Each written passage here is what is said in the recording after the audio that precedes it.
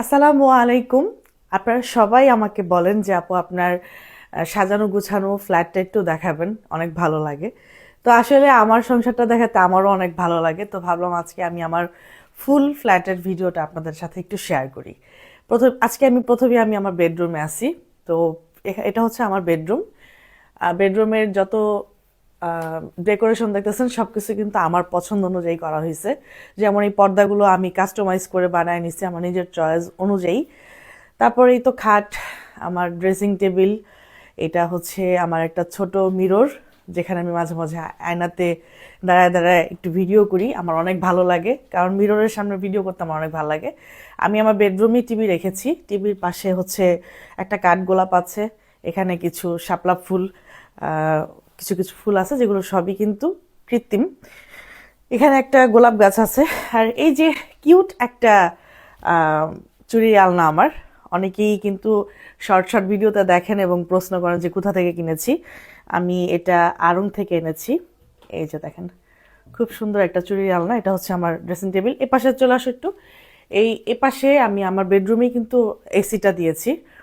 তো এসিটা এখন শীত দেখে আমি এটাকে সুন্দর করে প্যাকেজিং করে রেখে দিয়েছি। এখন আপনাদেরকে দেখাবো আমি আমার ড্রয়িং রুম, ডাইনিং রুম এবং গেস্ট রুম। ফার্স্টে আমি গেস্ট রুমটা দেখাই। এই পাশ থেকে বের হয়ে এসেই কিন্তু আমার গেস্ট রুম, এটা এটা হচ্ছে আমার গেস্ট রুম।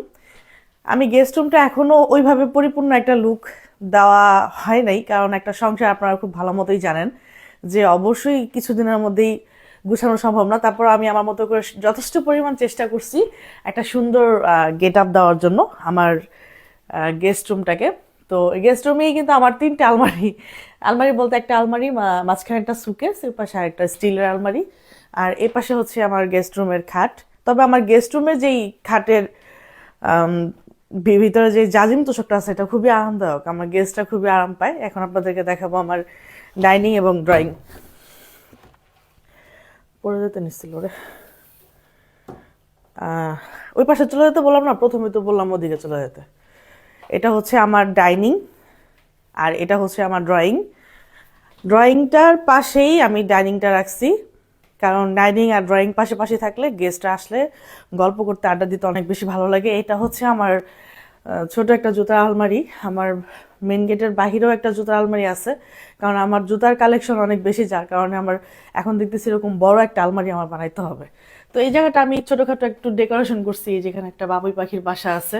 হ্যাঁ, এটা হচ্ছে আমার খুবই পছন্দের একটা ব্যাংক। ব্যাংকের ভিতরে আমি কখনোই টাকা রাখি না, কিন্তু এটা আমার কাছে ভালো লাগে, যে বাঙালির ঐতিহ্য অনেক সুন্দর, মনে হয় যে থাকলে খুবই ভালো লাগে। কারণ বাঙালিদের যে ধরনের ঐতিহ্যগুলো আছে সেগুলো সবকিছু আমি রাখার চেষ্টা করি। এটা হচ্ছে আমার রান্নাঘর।